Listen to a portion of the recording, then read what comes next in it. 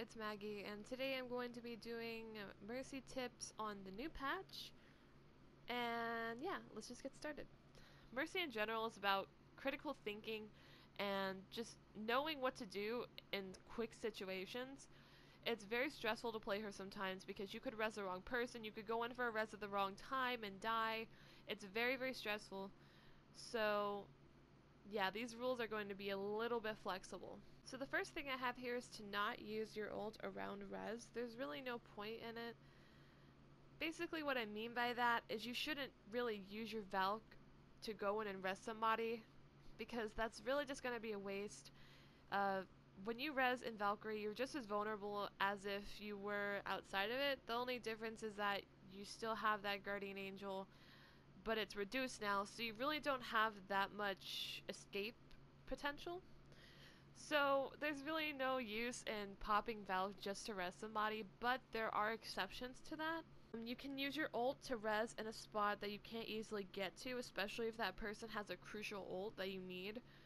If you're going into OT and somebody has a grav or soldier has tac visor and they're on high ground, you can't get to them. Pop your Valk and get to them and res them. That is a moment where the rule would be changed, because it would be worth it. I got hacked. Oh, group up, group up. That's risky. Oh shit. Good job, Mercy. Yeah, that was a very ballsy Valkyrie into res. So the next thing is to use your ult to engage in a team fight. If your team is about to push in, use your ult while they're starting to push in. That way they can have substantial heals and damage boosts throughout the push and when they go to attack. It'll be a 1-up for them, especially if they don't have a Mercy.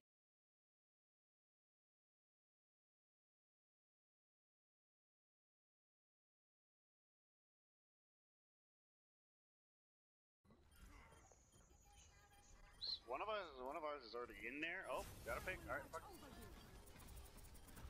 A pick is a pick is a pick.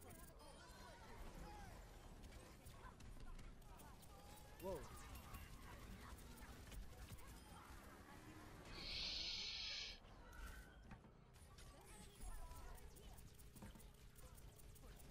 Anyone that comes out of that fucking teleport.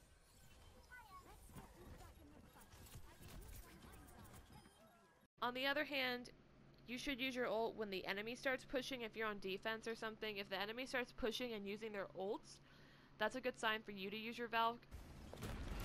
Yeah, that's time for me to back up. I'm gonna push this to rest maybe. Oh, never mind.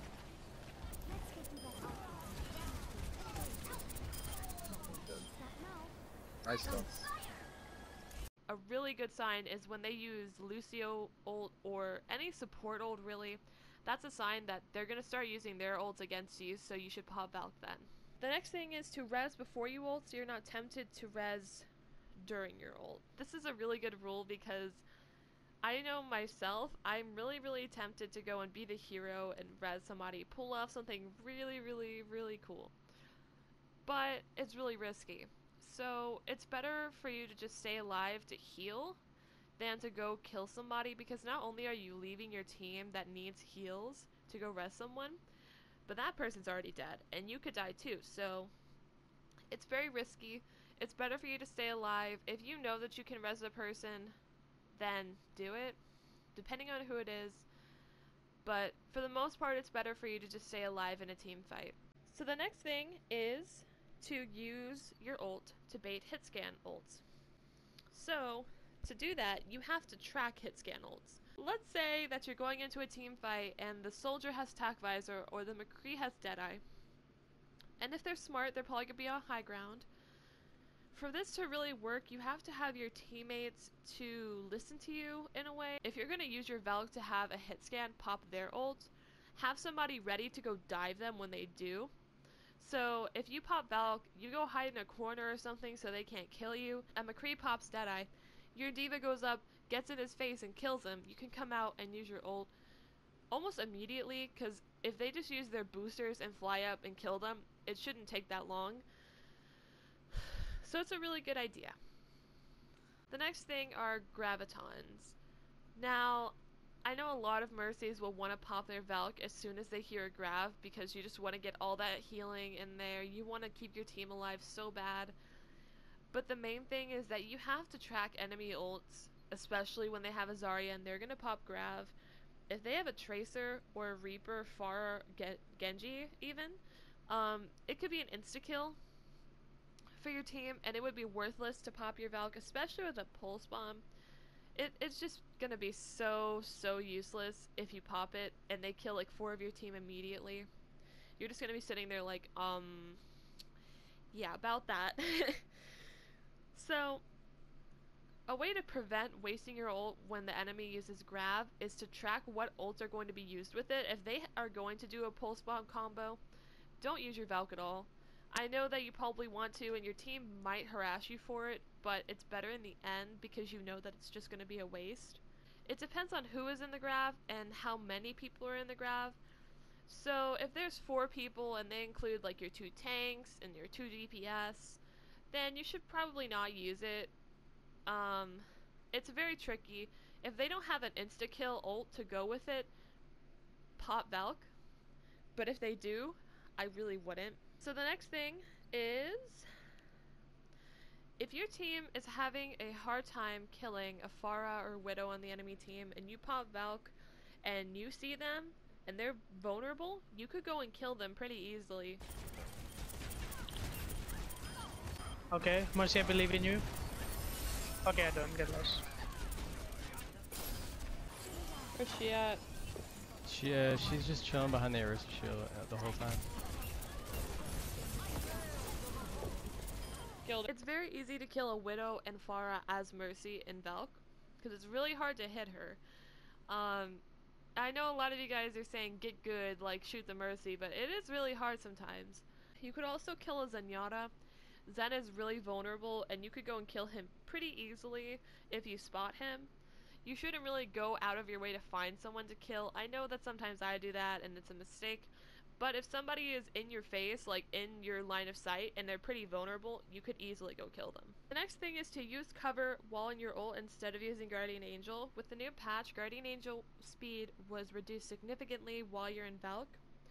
So if you can, stay behind a wall or a pole or something while you're in your ult instead of using Guardian Angel, because it could take seconds off of your ult and that's really not what you want. So Mercy is still good with Pirate Ship, Dive Comp, and Pharmacy due to her mobility. For Pirate Ship, all you have to do is really damage boost Sebastian and res if he dies.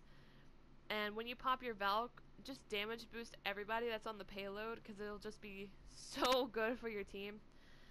For Dive Comp and Pharmacy, Mercy still works the exact same because her mobility is what made her able to work in those comps in the first place, and that hasn't really been changed. The last thing that I have to say is to not be afraid to use your ult because you can get it pretty quickly. If you're healing consistently and you're healing tanks, you're healing every second, you can get your ult so fast. So don't be afraid to use it. If you're on the fence about it, just pop it. You can probably get it back pretty fast. If you feel that you need to get your ult back fast and you're still in Valk, if your team has killed the enemy and there's nobody else left, but somebody on your team still needs some healing, don't heal them while you're in Valk, and then when it ends, then heal them. That way you can get more ult charge for the next fight. No, I'm at 54. They have 2 I down. already used it. I almost have full.